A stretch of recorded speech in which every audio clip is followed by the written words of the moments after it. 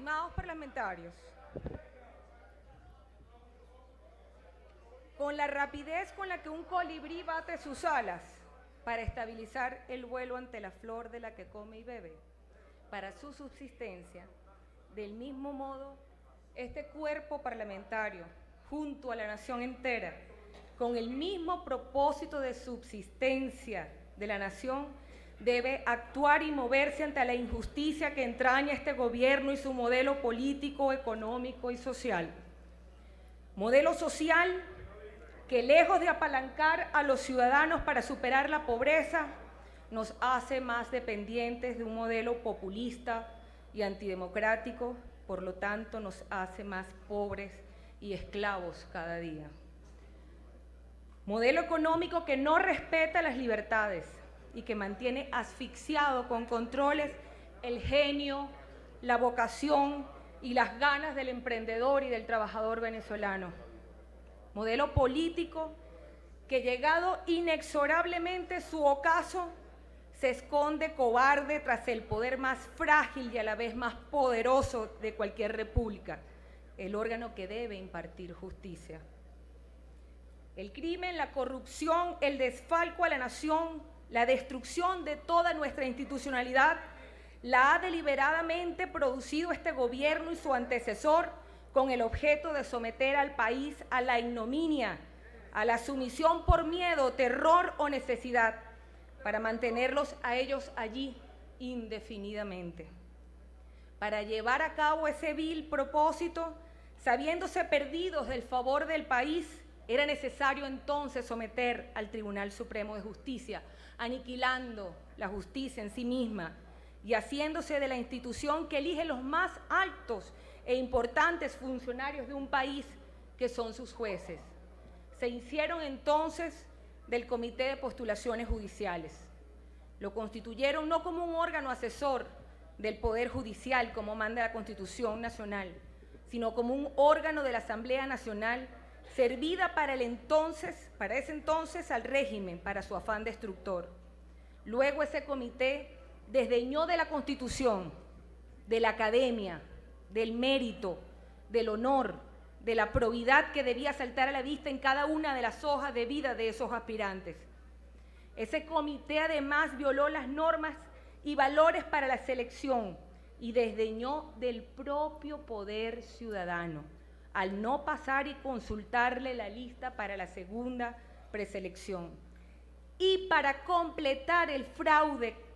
descomunal a la nación, que significó la designación de los jueces del Tribunal Supremo de Justicia, la directiva de esta asamblea anterior indignó a este poder legislativo, atropellando las decisiones trascendentales que le encomienda la Constitución,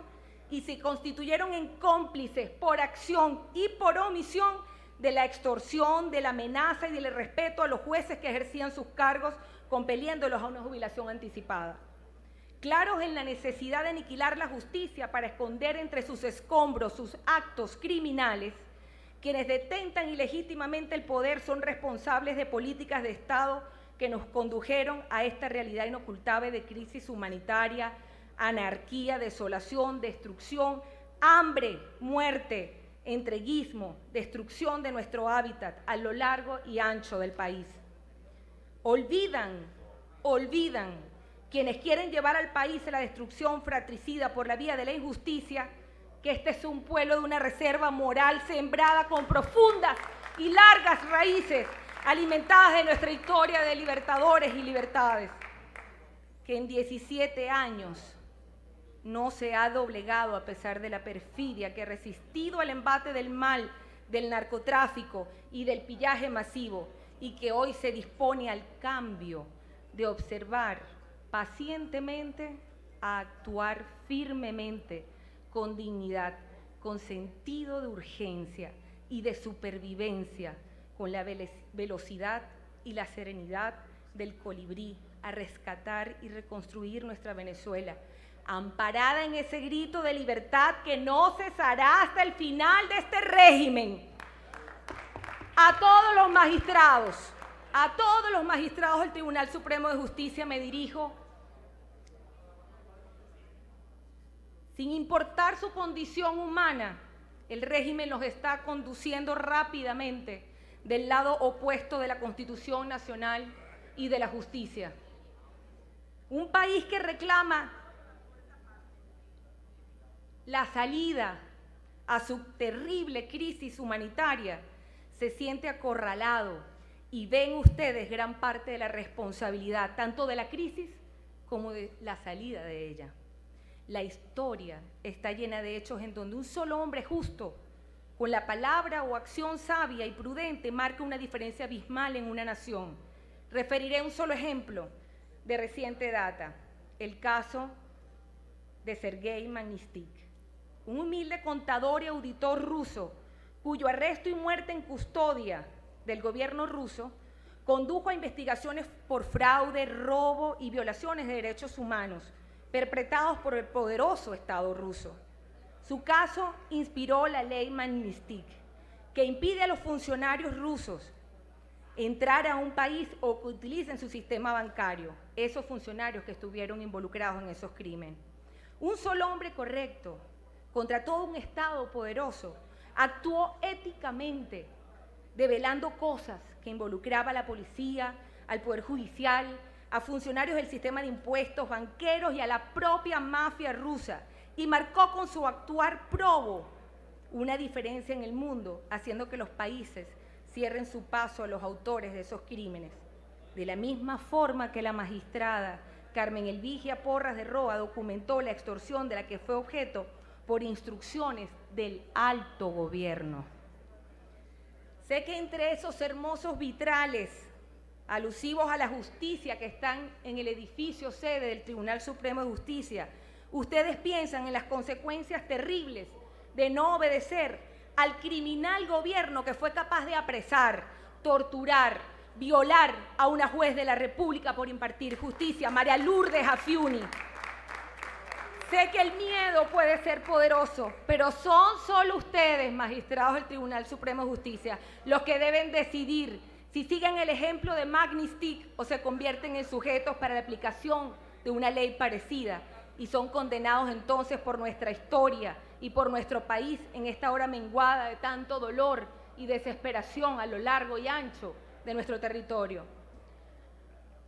A los venezolanos, la circunstancia actual de nuestro país no se identifica para nada con nuestros valores republicanos, democráticos y libertarios. Este modelo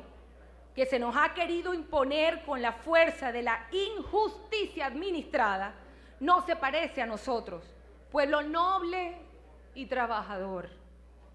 Gracias a que hemos reconocido como sociedad esa realidad, hemos resistido y nos organizamos para votar por un cambio. Sé que estamos al borde y muy desesperados, producto de la injusticia. Recordemos al Libertador, cuando la tiranía se hace ley, la rebelión es un derecho. Todos conocemos la salida hacia la libertad. Sé que como hijos de libertadores superaremos el miedo, recorreremos las calles, en el llano, en las costas, en las montañas y en las calles venezolanas, gritando libertad hasta vencer. Solo ruego a Dios, que el sentimiento misericordioso que caracteriza este tiempo por llamado del Papa Francisco acompañe siempre ese grito de libertad efectivo, veloz, preciso y sin violencia como el batir de las alas de un colibrí. Muchísimas gracias. Muchísimas gracias, diputada.